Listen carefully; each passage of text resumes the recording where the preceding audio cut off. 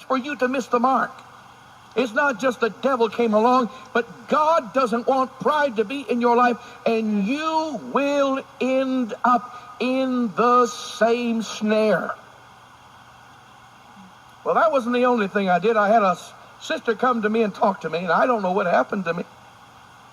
She just talked and talked and talked, and she didn't say it was in confidence, but I always kept things confidence. The first thing you know, I just casually turned around and told everybody.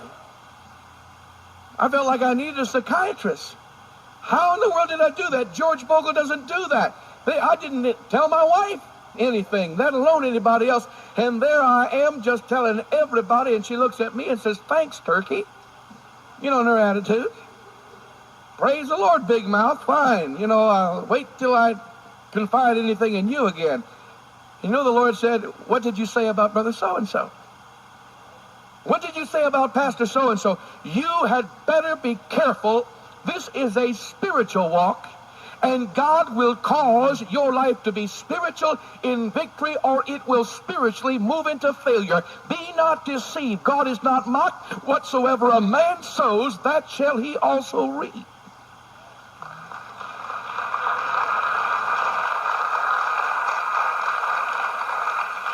You that are single, going to have kids, be careful what you say you'd do if those kids were yours. When somebody has kids come over and they pull on the drapes. I've seen people say, if I had kids, I'd take that kid and I'd tan him good.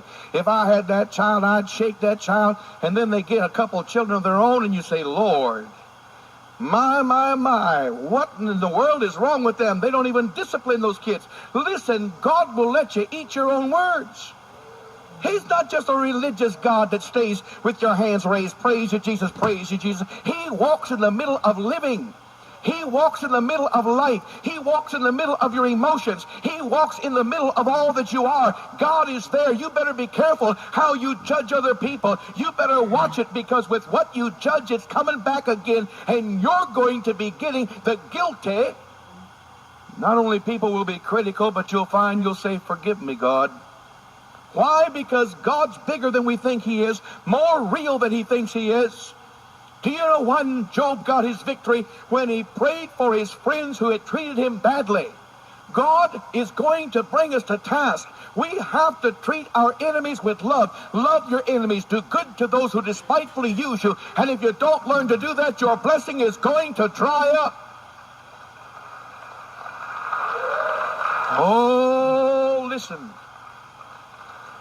"Touch not mine anointed, and do my prophets no harm."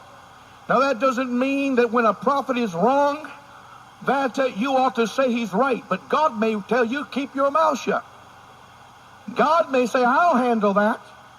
It may not be you who's supposed to get the lynching party together. It may not be you who's supposed to hire the detective. It may not be you who's supposed to get the gossip going. God may say, "Listen, I can take care of it. You stand still. You praise me. Don't get your hands muddy. You stay where I want you to be. I will show my power, saith God."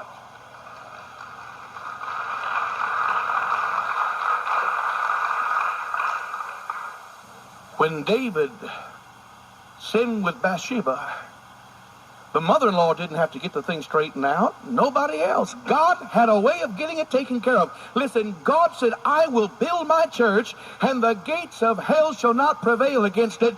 I've got a job to do. God, give me a clean heart.